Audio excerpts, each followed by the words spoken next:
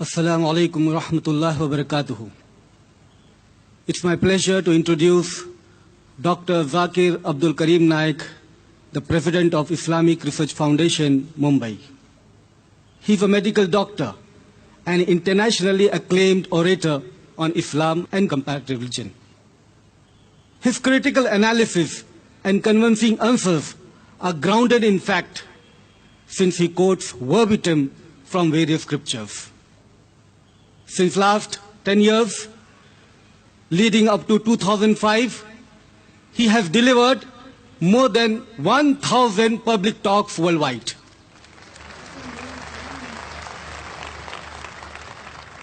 He appears regularly on many international channels in over 150 countries. His interviews appear in TV, radio, and in press. Last but not the least, he continues to author important books on Islam and comparative religion. Brothers and sisters, may I present before you Dr. Zakir Naik.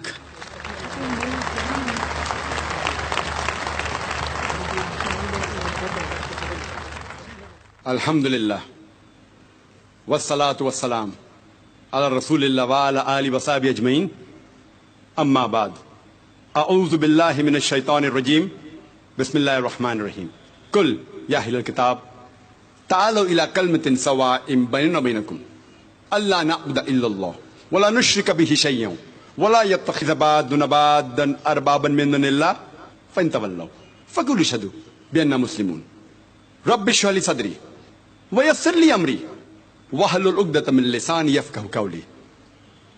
My respected Shri Ravi Shankar, my respected elders, and my dear brothers and sisters, I welcome all of you with the Islamic greetings.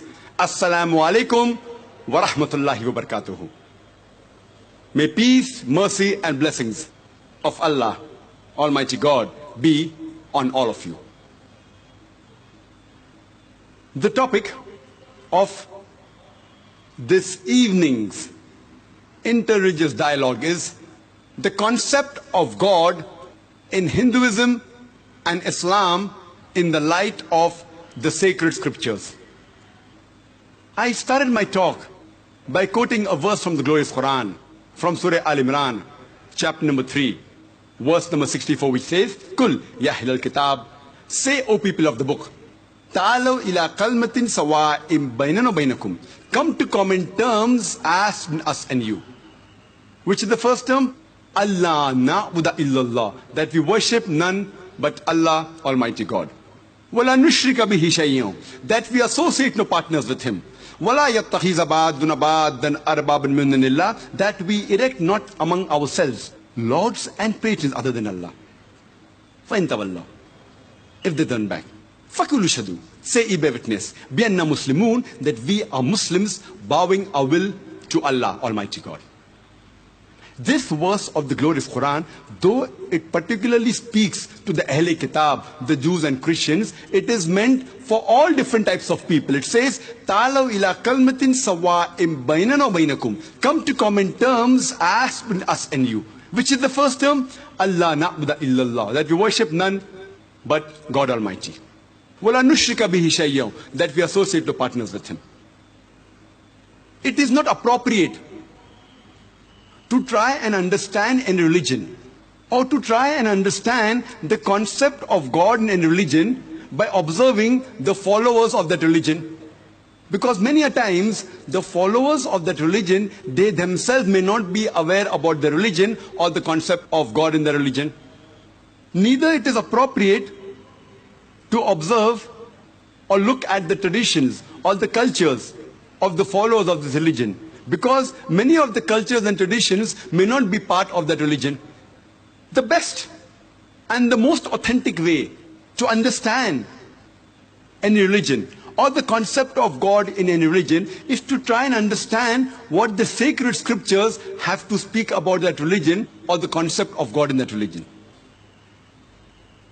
Before we discuss the concept of God in Hinduism and Islam in the light of the sacred scriptures, let us understand what is the meaning of the words Hinduism and Islam.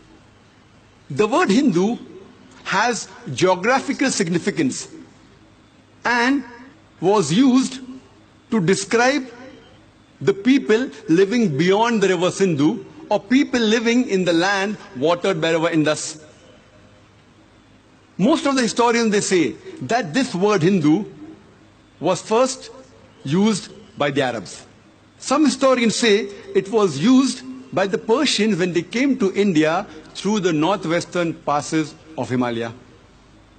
According to Encyclopedia of Religion and Ethics, volume number 6, reference number 699, it says that the word Hindu was not found in any of the Indian literature before the advent of the Muslims to India. According to Pandit Jawaharlal Nehru, he writes in his book, The Discovery of India, on page number 74 and 75, that the word Hindu can be earliest traced to a source, a tantric, in the 8th century. And it was used initially to describe the people. It was never used to describe religion. Its connection with religion is of late occurrence, according to Pandit Jawaharlal Nehru. The word Hinduism is derived from the word Hindu. The word Hinduism was first used by the English writers in the 19th century to describe the multiplicity of faiths of the people of India. According to New Encyclopedia Britannica, volume number 20, reference number 581, it says the word Hinduism was first used by the British writers in the year 1830 to describe the multiplicity of the faiths of the people of India, excluding the converted Christians. That's the reason today, majority of the Hindu scholars, they say that the word Hinduism is a misnomer. The correct word should be Sanatar Dharma, the eternal religion, or the Vedic Dharma, the religion of the Vedas. According to Swami Vivekananda, he says the word Hindu is a misnomer. The correct word should be a Vedantist, a person who follows the Vedas. Let us understand what is the meaning of the word Islam. Islam comes from the root Arabic word salam, which means peace. It is also derived from the Arabic word silm, which means to submit your will to Almighty God. In short, Islam means peace acquired by submitting your will to Almighty God. And this word Islam occurs in several places in the Quran and the Sahih Hadith, including in the Quran in Surah Al-Imran, chapter number 3, verse number 19, and Surah Al-Imran, chapter number 3, verse number 85. Any person who acquires peace by submitting his will to Almighty God, to Allah, he is called as a Muslim. And this word Muslim also occurs in several places in the Quran and the Sahih Hadith, including in the Quran in Surah Al-Imran, chapter 3, verse number 64, and Surah Fussilat, chapter number 41, verse number 33. Many people have a misconception that Islam is a new religion which came into existence 1400 years ago. And Prophet Muhammad, peace be upon him, was the founder of this religion. In fact, Islam is there since time immemorial, since man set foot on the earth. And Prophet Muhammad, peace be upon him, is not the founder of this religion, but he is the last and final messenger sent by Almighty God, the last and final prophet. Let us first understand what are the sacred scriptures in these two great religions. In Hinduism, the sacred scriptures have been divided into two parts: the Shrutis and the Smritis. Shruti in Sanskrit means that which is perceived, that which is understood, that which is revealed. And the Shrutis are considered to be the word of God, and they are more sacred than the Smritis. The Shrutis are further divided into two types: the Vedas and the Upanishads. Veda is derived from the Sanskrit word vid, which means knowledge par excellence. It also means sacred wisdom. Basically, there are 4 Vedas. This is the Rig Veda. We have the Yajur Veda. We have the Sam Veda. And we have the Atharva Veda. There are 4 Vedas. But there is difference of opinion regarding how old are these Vedas. According to Swami Dayanand Saraswati, the founder of Arya Samaj, he says the Vedas are 1,310 million years old. But the majority of the Hindu scholars, they say the Vedas are approximately 4,000 years old. There is difference of opinion regarding where did these Vedas come into existence the first time. There is also difference of opinion regarding who was the Rishi to whom the Veda was given the first time. In spite of these differences regarding the age of the Veda, the part in which it came first, to whom it was given, in spite of these differences, yet the Vedas are considered to be the most authentic of all the sacred scriptures of Hinduism, the most sacred amongst all the scriptures of Hinduism. If any other Hindu scriptures contradicts the Vedas are supposed to be followed. The next in authority we have are the Upanishads. These are the Upanishads. Upanishad is derived from the Sanskrit word upa, which means near. Ni means down. Shad means sit. Sitting down near. When the pupil sat down near the guru to acquire knowledge, it was called as Upanishad. It's also called as knowledge, which removes ignorance. There are more than 200 Upanishads, but the Indian culture puts the figure of 108. And people have picked up and compiled Upanishad known as Principal Upanishads. Radhakrishnan has picked up 18 Upanishads and written a book, the Principal Upanishads. Next type of the Hindu scriptures, we have are the Smritis. The word Smriti means to remember. It means memory. Smritis are less sacred than the Shrutis. They are not the word of Almighty God, and they have been written by rishis and by human beings. They contain the creation of the universe, how a lifestyle should be led by an individual, on an individual level, on a community level, on a society level. They are also referred as the Dharma Shastra. There are various types of Smritis. We have the Puranas. Puranas means ancient. Maharishi Vyas, he has compiled the Puranas into 18 voluminous parts. This is one of the Puranas known as the Bhavishya Purana. Then we have the Itihas, the epics. There are 2 epics, the Ramayana and the Mahabharata. The Ramayana deals, as most of the Indians know, with the story of Shri Ram. And the Mahabharata deals with the story. It's a feud, a fight between the cousins, the Pandavas and the Kauravas. It also deals with the story of Shri Krishna. These are the 2 great epics. Then we have the Bhagavad Gita. Bhagavad Gita is part of Mahabharata. It is 18 chapters of Mahabharata from the Bhishma Parva, chapter number 25 to chapter number 42. It is an advice given by Shri Krishna to Arjun in the battlefield. It is the most popular and most widely read sacred scripture amongst all the Hindu scriptures.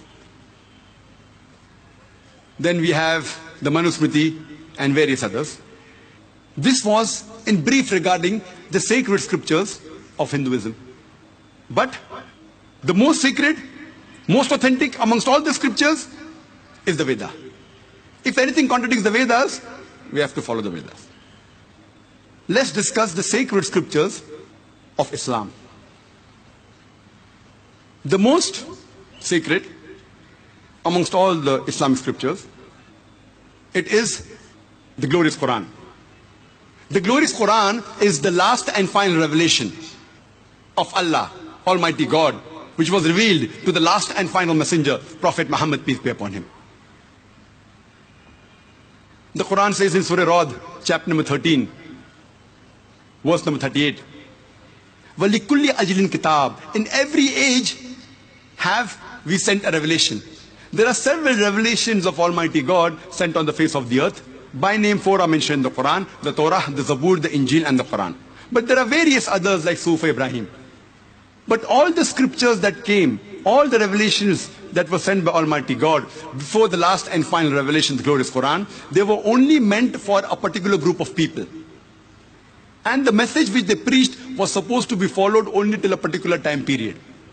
But because Quran is the last and final revelation of Almighty God, it was not sent only for the Muslims or only for the Arabs, it was sent for the whole of humanity. Allah says in the Quran, in Surah Ibrahim, chapter number 14, verse number 1, Alif Lam Ra.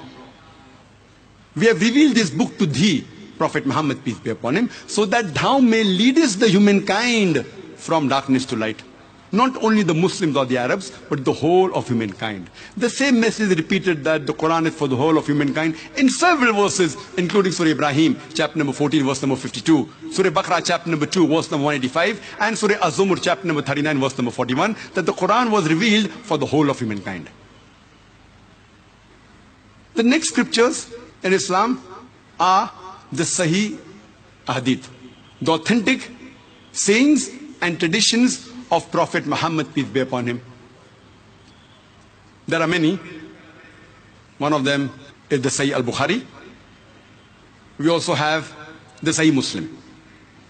The Hadith of the Prophet, the authentic sayings and traditions, are a commentary of the Quran.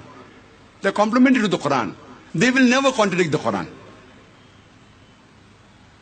This was in brief regarding the scriptures in these two great religions. Now we'll discuss the main talk, concept of God in Hinduism and Islam in the light of the sacred scriptures. What Dr. Zakir Naik says, or what respected Sri Sri Ravi Shankar says, or what any other human being says is not important. We have to see what do the sacred scriptures say about the concept of God in these two great religions. If I say something, or Sri Sri Ravi Shankar says something, or anybody else says something, if it matches with the scriptures, we have to agree. If we give any example, if it matches with the scriptures, we have to take it. If I say something, if it doesn't match with the scripture, if I give an example, if it doesn't match with the scripture, we have to reject it. First, we'll discuss the concept of God in Hinduism in the light of the Hindu scriptures. If we ask a common Hindu that how many gods does he believe in? Some may say 3, some may say 100, some may say 1,000, while others will say 33 crores, 330 million. But if you ask a learned Hindu who's well versed with his Hindu scriptures, he will tell you that in Hinduism you should believe and worship only one God. But the common Hindu, he believes in a philosophy known as pantheism. Everything is God. The common Hindu believes that the tree is God, the sun is God, the moon is God, the human being is God, the snake is God. What we Muslims believe is everything is God's. G-O-D with an apostrophe S. Everything belongs to God. The tree belongs to God, the sun belongs to God, the moon belongs to God, the human being belongs to God, the snake belongs to God. So the major difference between the common Hindu and the common Muslim is that the common Hindu says everything is God, we Muslims say everything is God's. G-O-D with an apostrophe S. So the major difference is this apostrophe S. If we can solve this difference of apostrophe S, the Hindus and the Muslims will be united.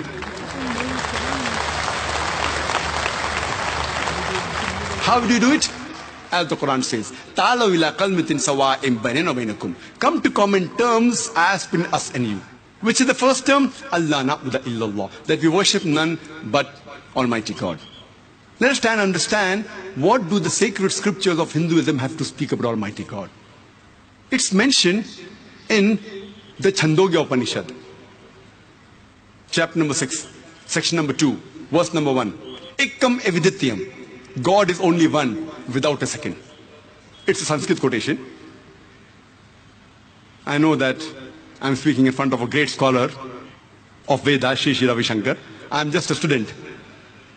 So, if my Sanskrit pronunciation is a bit poor, I would like to apologize. He's a great scholar of the Veda.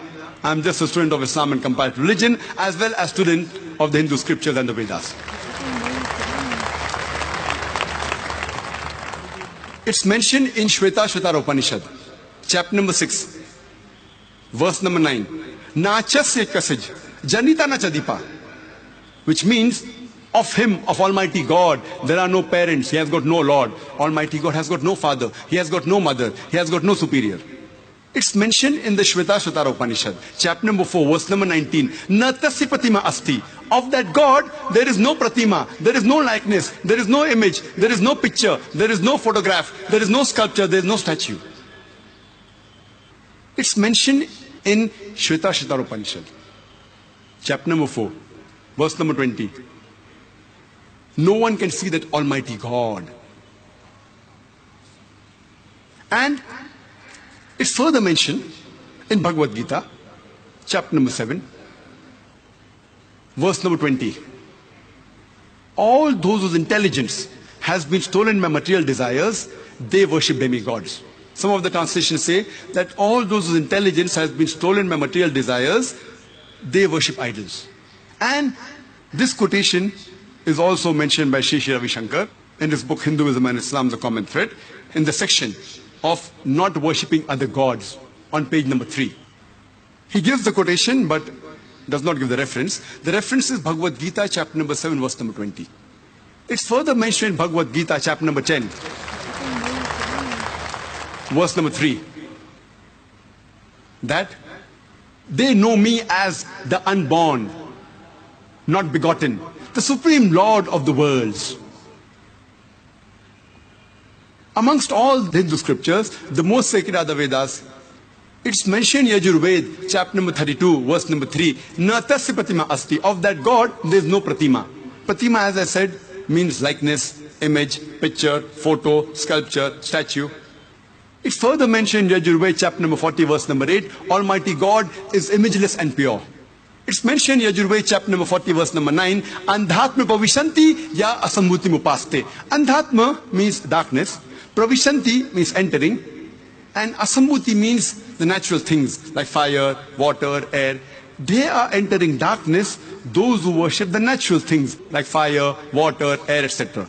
And the verse continues, they are entering more in darkness, those who worship the sambhuti. The sambhuti are the created things like table, chair, etc. Who says that? Yajurved, chapter number 40, verse number 9. It's further mentioned in Atharva Ved, book number 20, hymn number 58, mantra number 3. Dev Maha Asi. Verily great is Almighty God. And amongst the Vedas, the most sacred is the Rig Veda. It's mentioned in the Rig Veda, book number 1, hymn number 164, mantra number 46. Ekkam Sat Vipra Bahuda Vedante. Truth is one. God is one. Sages call him by various names. God is one. But the saintly people call him by many names. And there are no less than 33 names given to Almighty God in Rig Veda, book number 2, hymn number 1 alone. One of them is Brahma. The Brahma is called as the creator. If you translate creator into Arabic, it means Khalik. We Muslims have got no objection if someone says that Almighty God is Khalik or creator. But if someone says He's Almighty God who has got 4 heads and on each head is a crown, you're giving an image to Almighty God. We Muslims take strong exception to it. Moreover, you're going against Shvetashvatara Upanishad, chapter number 4, verse number 19, which says, Na tasya pratima asti. Of that God, there are no images. The other name given to Almighty God in Rig Veda, book number 2, hymn number 1, verse number 3, is Vishnu. Vishnu is called as the God who is the sustainer. If you translate sustainer into Arabic, it is somewhat similar to Rabb. We Muslims have got no objection if someone calls Almighty God as Rabb or sustainer. But if someone says he's Almighty God who has got 4 hands and giving an image to Almighty God, in one hand is the lotus, the second hand is the conch, traveling on the sea on the bed of snakes, we Muslims take strong objection to it. Moreover, you're going against the Yajurved, chapter number 32, verse number 3, which says, Na tasya pratima asti. Of that God, there is no pratima, there is no likeness, there is no image, there is no picture, there is no statue, no sculpture. It's further mentioned in Rigved, book number 8, hymn number 1, mantra number 1. March Danadi Sansad. Worship Him alone, one God. Praise Him alone. It's mentioned in Rigved, book number 6, hymn number 45, mantra number 16. Ya ekit mushtihi. Praise Him alone. Worship that one God. And the Brahma Sutra of Hinduism is Ekam Braham Dyotya Naste. Nehna naste kinchan. Bhagwan ek hi hai, dusra nahi hai. Nahi hai, nahi hai, zara bhi nahi hai. There is only one God, not a second one. Not at all, not at all, not in the least bit. So if you read the Hindu scriptures, you shall understand the concept of God in Hinduism in the light of the sacred scriptures. Let's try and understand the concept of God in Islam. The best reply anyone can give you from the scriptures is, quote to you Surah Ikhlas, chapter number 112, verse number 1 to 4, which says, Kul huwallahu ahad. Say He is Allah one and only. Allahu samad. Allah the absolute and eternal. Lam yalid, walam yulad. He begets not, nor is begotten. Walam yakul lahu kuffan ahad. There is nothing like Him. This is a 4-line definition of Allah subhanahu wa ta'ala, of Almighty God, given in the Quran. If any person says so and so candidate is God, if that candidate fits in this 4-line definition, we Muslims have got no objection in accepting that candidate as God. The first is, Kul huwallahu ahad. Say He is Allah one and only. Ekam evidityam. God is only one, without a second. Chandogya Upanishad, chapter number 6, section number 2, verse number 1. The second is, Allahu Samad. Allah, the absolute eternal. Same as Bhagavad Gita, chapter number 10, verse number 3. They know me as the unborn, not begotten, without a beginning, the supreme Lord of the worlds. The third test is, Lam yalid walam yulad. He begets not, nor is He begotten. Same as Svetasvatara Upanishad, chapter number 6, verse number 9. Nacha sikasij, janita na chadipa. Of Him there are no parents, no lords. Almighty God has got no mother, He has got no father, He has got no superior. And the fourth test is, Walam yakul lahu kufuwan ahad. There is nothing like Him. Svetasvatara Upanishad, chapter number 4, verse number 19. Yajurved, chapter number 32, verse number 3. Na tasya pratima asti. Of that God, there is no pratima, there is no likeness, there is no image, there is no picture, there is no statue. If any person says so and so candidate is God, if that candidate fits in these 4-line definitions we discussed of the Quran and the Hindu sacred scriptures, I have got no objection accepting that candidate as God. For example, there are many human beings who consider Bhagwan Rajneesh to be God. Once during question and answer time, there was a Hindu brother of ours who told me, Brother Zakir, we Hindus don't believe Bhagwan Rajneesh to be God. I told him, I never said the Hindus believe Bhagwan Rajneesh to be God. I've read the Hindu scriptures. Nowhere in the Hindu scripture does it say that Bhagwan Rajneesh is God. I said some human beings, some people believe Bhagwan Rajneesh to be God. Many people believe Him to be God. Let's put this Bhagwan Rajneesh to the test of Surah Ikhlas and the test of the Hindu sacred scriptures. Number 1, Kul huwallahu ahad. Say He is Allah one and only. Ekam evidityam. God is only one without a second. Was Rajneesh only one? Was he the only human being who has claimed to be God? There are many who have claimed, especially in this country of ours, thousands of men have claimed to be God. He is not the only one. But a Rajneesh Bhakt may say, no, he is unique. Let's go to the second test. Allahu Samad. Allah, the absolute and eternal. When we read the autobiography of Rajneesh, we find mention there that Rajneesh was suffering from asthma, from chronic backache, from diabetes mellitus. Imagine Almighty God suffering from chronic backache, asthma, diabetes mellitus. The third test is Lam yalid wa lam yulad. He begets not, nor is begotten. We know Bhagwan Rajneesh was born in Madhya Pradesh. He had a mother and father. He goes to America, USA in 1981 and takes thousands of Americans for a ride. And in the state of Oregon, he starts his new village called as Rajneeshpuram. Later on, the American government, they arrest him and they put him behind bars. And Rajneesh alleges that American government gave me slow poisoning. Imagine Almighty God being slow poisoned. And in the year 1985, the American government removes him from the country, kicks him out. He comes back to India and goes back to the city of Pune, to his center, which is today called as Osho Commune. If you go there, it is mentioned there on his tombstone, Bhagwan Rajneesh, Osho, never born, never died, but visited the earth from the 11th of December 1931 to the 19th of January 1990. Never born, never died, but visited the earth from the 11th of December 1931 to the 19th of January 1990. They did not mention in his tombstone that he was not given visas to 21 different countries of the world. Imagine Almighty God coming on this earth to visit the world and requires visas. And the Archbishop of Greece said, if you don't remove Rajneesh out of this country, we'll burn his house and the house of the disciples. And the last test, Walam yakul lahu kufuwan ahad, is so stringent that no one besides that true God will pass. The moment you can compare God to anything in this world, he is not God. Walam yakul lahu kufuwan ahad. We know that Bhagwan Rajneesh, like normal human beings, had 2 eyes, 2 ears, 2 hands, 2 legs, white beard.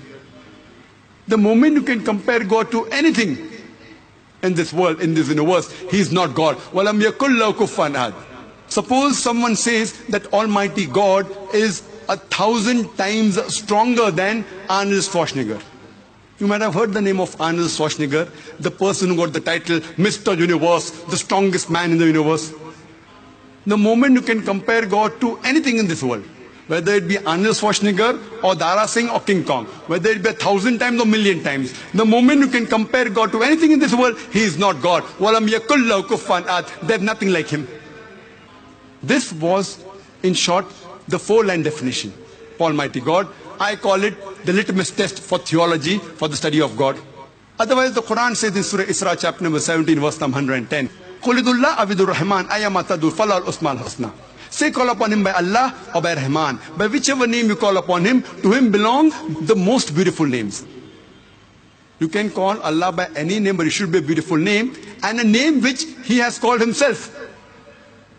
And this is mentioned in no less than 4 different places in the Quran, besides Surah Isra chapter 17 verse number 110. It's also mentioned in Surah Araf chapter 7 verse number 180, Surah Taha chapter number 20 verse number 8, and Surah Al-Hashr chapter 59 verse number 24, that to Allah subhanahu wa ta'ala belong the most beautiful names. And there are no less than 99 different attributes, names given to Allah subhanahu wa ta'ala in the Quran and the Hadith. For example, Ar-Rahman, Ar-Rahim, Al-Kareem, most gracious, most merciful, most wise, and the crowning one is Allah.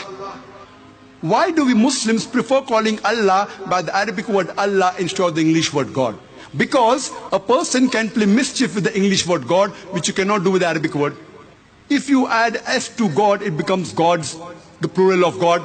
There's nothing like plural Allah. Kul huwallahu ahad. Says Allah one and only. If you add D-E-S-S to God, it becomes goddess, meaning a female God. There's nothing like male Allah or female Allah in Islam. Allah has got no gender. If you add a father to God, it becomes Godfather. He's my Godfather, he's my guardian. There's nothing like Allah Father or Allah Abba in Islam. If you add a mother to God, it becomes Godmother. There's nothing like Allah Mother or Allah Ammi in Islam. Allah is a unique word. That's the reason we Muslims, we prefer calling Allah with the Arabic word Allah instead of the English word God. Because a person can play mischief with the English word God, but when any Muslim is speaking to the non-Muslims who may not understand the meaning of Allah and uses the English word God like what I'm doing today, I've got no objection, but I would like to mention that God is not the appropriate translation of the Arabic word Allah. And this word Allah is mentioned in the scriptures of all the major world religions, including Hinduism. It's mentioned in Rig Veda, book number 2, hymn number 1, verse number 11. One of the names of God is given as Allah. Allah is also mentioned in Rig Veda, book number 3, hymn number 30, mantra number 10. And also in Rig Veda, book number 9, hymn number 67, mantra number 30. There is a separate Upanishad by the name of Alopanishad, which is also mentioned in one of the books of Sri Sri Ravi Shankar, a separate Upanishad by the name of Alopanishad. This was in brief regarding the concept of God in Islam according to the sacred scriptures of Islam. This was in brief regarding the synopsis of the concept of God in Hinduism and Islam in the light of sacred scriptures. Otherwise, my talk on this topic is for few hours. I had initially prepared a synopsis of 50 minutes, but on the request of Sri Sri Ravi Shankar, I was supposed to speak second and he was supposed to speak first. He requested me to speak first. I said, no problem. Give me 10 minutes after that, and the format was changed. He requested me to speak first because he wants to know my views. He told me on the stage, I would like to know your views. So it's obligatory on me, since it's a dialogue, that I give my views regarding whatever little bit I've read of Sri Sri Ravi Shankar. Many things what he says, I agree with him totally. Many things I disagree. While I give my views on the comments of Sri Sri Ravi Shankar on this topic, especially talking about the concept of God in Islam and Hinduism, I may differ. My intention is to let all the Hindus and Muslim brothers and sisters understand the correct concept in these two great religions. My intention is not to hurt anyone's feeling, and I'm sure Sri Sri Ravi Shankar will not mind if I differ with some of his views. It's my duty as a student of Islam and comparative religion. If I find something what I've spoken about Islam or something what I have knowledge about the Vedas, if I differ, I have to present it. And this is what is a dialogue for. But the main purpose is to understand and let the followers of these two great religions come together like what we have done today. Imagine, it's a historic event. Tens of thousands of people here. First time I heard Sri Sri Ravi Shankar was 1 week ago, when I saw his VCD on the topic, a conversation with the spiritual master. He gave a talk on 7th of May 2002 in Santa Monica in California. And the first sentence I heard from Sri Sri Ravi Shankar was, spirituality demands two things. First, authenticity. How authentic are you? Second, intensity. And believe me, when I heard this statement, spiritual part, first thing demands authenticity, I was impressed. I totally agree that spirituality demands authenticity. Whether first, second or third, it does demand authenticity. It demands truthfulness. Without authenticity, how can a person be spiritual? I totally agree with respected Sri Sri Ravi Shankar. Later, I was given a few of his books by the organizers, and read one of the books, Hinduism and Islam, The Common Thread. And when I read the book, I'm sure that the intention of respected Sri Sri Ravi Shankar was mainly, this is the book Hinduism and Islam, The Common Thread. The main intention was to get the Muslims and Hindus together. And even I have written a book, Similarities between Hinduism and Islam. So as far as that topic is concerned, we share a common platform. But there were some things, or rather many things, which I found in that book which were not authentic, mainly especially concerning Islam. And it's my duty to present the views. It is just for us to understand and come closer. Sri Sri Ravi Shankar writes in the first section, Faith in One God, on page number 2. Hinduism is perceived to be a religion of many gods. But contrary to this perception, it believes in one God. I agree with him 100%. That's what I presented in my talk. He further continues and says, it believes in Advaitya, non-dual monotheism. Though 7 colors make up a rainbow, it comes from one ray of white light. Similarly, 33 crores of Devis and Devatas, God and goddesses, are rays of one Paramatma, superhuman being, intelligent. To compare 7 colors make up a rainbow of one light with 33 crores of Devi Devatas come from rays of one Paramatma, I find it a little bit illogical, because I, being a medical doctor, student of science also, we know that science says that light is made up of 7 colors: VIP pure, violet, indigo, blue, green, yellow, orange, red. But each color by itself is not white light. All the 7 colors in the right proportion make up one white light. Each individual color is not white light. And if any one of the color is missing, it will not constitute pure white light. To say this and give the example to 33 crores of Devis and Devatas, rays of one Paramatma, is like saying that one Almighty God has got 33 crores components, like how a human body has got approximately 11 parts, 2 legs, 2 hands, 1 head, 1 neck, 2 shoulders, 1 chest, 1 abdomen, 1 pelvis. But each part does not make up the complete human body. All the parts put together in the right position make up the complete human body. If any is missing, it's not a complete human body. To give this example to 33 crores, equivalent to one God, is saying that God has got 33 crore parts, which I disagree. And if any one part is missing, then that will not be complete one God. But he further goes and says that God has got 108 names. One God has got 108 names, or 1008 names, which I agree with him. This is what the Veda says. As I mentioned in my talk in Rig Ved, book number 1, hymn number 164, mantra number 46, Ekkam Sat Vipra Bahuda Vedante. God is one, truth is one. Saints call him by a variety of names. And then he goes on to say this is similar in Islam, that in Islam God has got 99 names, which I agree with him. As far as names are concerned, like in Hinduism you can give any name, in Islam also you can give any name which Almighty God has called himself with. And there are no less than 99 names given to Almighty God in the Quran and the Hadith. Giving a name, I totally agree. Islam as well as Hinduism. For example, my name is Zakir Abdul Karim Naik. You can even call me Abu Farik Zakir Naik, the father of Farik Zakir Naik.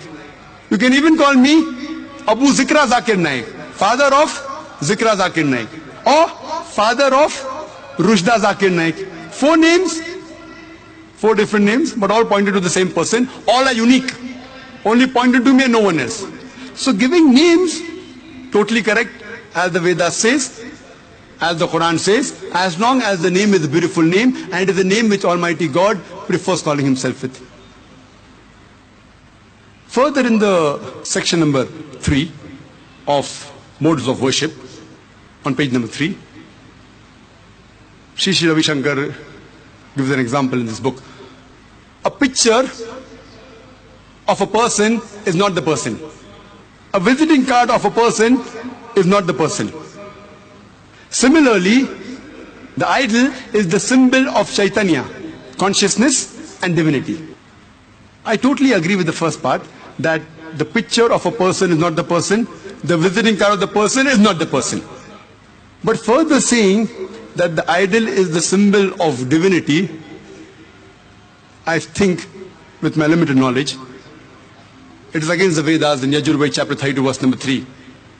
Na tasya pratima asti. Of that God there is no pratima, no likeness, no image, no picture, no photo, no statue, no sculpture. Neither is idol the visiting card of God, because visiting card gives the address of the person, his place of work or his place of residence. To say this is a visiting card is limiting the place or residence or work of Almighty God to the title. Even if I agree for sake of argument that the idol is the symbol of God, is the picture of God, or the visiting card, for sake of argument, suppose a person promises me some financial assistance, and after a few days his secretary gives me the money he had promised along with the visiting card. It would be illogical for me to thank the visiting card of the person or to thank his photograph if I see it somewhere else. The least I can do is, at least I can call him up personally and thank him on the telephone. So even if I agree for sake of argument, the idol is the photo of Almighty God or the visiting card, which I don't agree, but for sake of argument, yet it is illogical to thank that photo, the visiting card or the idol. And this is agreed upon by majority of the Hindu scholars, that idol worship is wrong in Hinduism. What they say, that at a lower level, at a lower consciousness, person at a lower level who does not know may require an idol to worship God. But when you reach a higher consciousness, idol is not required. And this is what even Sri Ravi Shankar has mentioned in some of his VCDs which I saw. At a higher level of consciousness, you don't require an idol. At a lower level, you require. If this is the understanding, I would say that we Muslims have already reached that higher level of consciousness. We don't require any image to worship Almighty God. Furthermore, Sri Ravi Shankar writes in his book on page number 4 that Islam strictly believes in the formless God, but yet it acknowledges the symbol of this God in Makkah and Kaaba. Though they believe that Almighty God is all-pervading, but they worship in the direction of Kaaba. And he goes on to say, that means they are worshipping the formless through the form. To say that the Muslims worship Allah subhanahu wa ta'ala through the form of Kaaba is totally wrong. It's not mentioned in any of the scriptures of Islam, with the Quran, the Sahih Hadith. No Muslim ever worships the Kaaba. Neither does he worship Almighty God through the Kaaba. It is prohibited. Allah says in the Quran in Surah Baqarah chapter number 2 verse number 144 that wherever you are, you face in the direction of the sacred mosque, direction of Kaaba. Kaaba is our Qibla, it is our direction. And we believe in unity. If you want to offer Salah, which direction do we pray? In the north, south, west or east? So for unity, we pray in one direction, that is the direction of the Kaaba. It's our Qibla. And when Muslims drew the world map, the first person was Al-Idrusi in 1154. He drew with the South Pole on the top and North Pole down, and Kaaba was in the center. Later on, the Western cartographers came and they turned the map upside down, North Pole top, South Pole down, yet the Kaaba is in the center. So if you are in the north, you face towards the south. If you are in the south, you face towards the north. If you are in the east, face towards the west. If you are in the west, face towards the east. When we go to Makkah and circumambulate around the Kaaba in Umrah and Hajj, it is because the commandment of Almighty God. But logically I can think we circumambulate because every circle has got one center, indicating that God is only one. So to say that we worship the formless through the form is a great error as far as Islam is concerned. Further, Sri Ravi Shankar writes on page number 26 that Prophet Muhammad, when he came back to Makkah, he destroyed all the idols in the Kaaba except the central object of worship, the black stone. To say that black stone was the central object of worship is totally an error. It's unauthentic. You will not find any authentic record, not only Islamic scriptures, any historical authentic record, that black stone, Hajar Aswad, was ever worshipped by any of the idolaters in any age of Arabia. And Sri Ravi Shankar writes on page number 6 that the Hindus and the Muslims, before they offer their prayers, they wash their hands and feet. And this was prevalent as a Vedic practice in Arabia, which was picked up by the Muslims. It has no roots. It's nowhere, anywhere mentioned in the Judeo-Christian traditions. I do agree Hindus and the Muslims wash their hands and feet before offering prayers. Some of the Hindus do that. I have no disagreement. But to say that it was picked up as a Vedic culture from Arabia and has no roots in Judeo-Christian tradition, I feel is wrong, because I'm a student even of the Bible. It's not only mentioned in the Old Testament, it's even mentioned in the New Testament. It's mentioned in the Bible in the Old Testament, in the book of Exodus, chapter number 40, verse number 31 and 32, that Moses and Aaron, they washed their hands and feet before they appeared in front of the Lord as they were commanded. It's mentioned in the New Testament in the book of Acts, chapter number 21, verse number 26. Paul, along with men, he washed before he appeared in front of the Lord as was commanded. So this is a part of the Bible, in the Old Testament as well as the New Testament, which we call as wudu, that is ablution. As far as I being a student of Islam and comparative religion, I feel that the best book dealing with the art of living, it is the glorious Quran. And I would like to present an English translation of the glorious Quran to Shri Shri Ravi Shankar.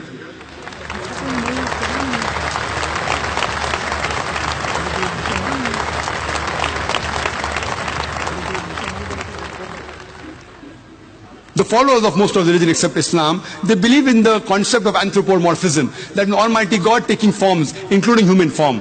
Some religious followers believe God Almighty took human form once, some many times. And they have a logic that Almighty God is so pure, is so holy, He does not know the shortcomings of the human beings. He does not know how the human being feel when he's angry, when he's sad, when he's hurt. So Almighty God became a human being and came in this world to know what is good or what is bad for the human being. On the face of it, it's a very good logic. But I say that if I manufacture a tape recorder, do I have to become a tape recorder to know what is good or what is bad for the tape recorder? I don't have to become a tape recorder. I write an instruction manual that if you want to play the audio cassette, put in the cassette and press the play button. If you want to stop, press the stop button. Don't drop it from a height, it will get spoiled. Don't immerse it in water, it will get damaged. I write an instruction manual. So similarly, since Almighty God is the creator of the human beings, He doesn't have to become a human being to know what is good or what is bad for the human being. What does He do? He has to reveal an instruction manual. And the last and final instruction manual for the human beings is the glorious Quran. No one can write a better book on art of living than the Creator Himself. Therefore I say that this book is the best book on art of living. It is an instruction manual for the human beings, the do's and don'ts, how our life should be led. I would like to end my talk with the quotation of the glorious Quran from Surah Anam, chapter number 6, verse number 108, which says that revile not those gods who they worship besides Allah, lest in their ignorance they will revile Allah subhanahu wa ta'ala. Allah says, abuse not, revile not those gods who people worship besides Allah, lest in their ignorance they will revile, they will abuse Allah subhanahu wa ta'ala. Wa akhir dawana alhamdulillahi rabbil alameen.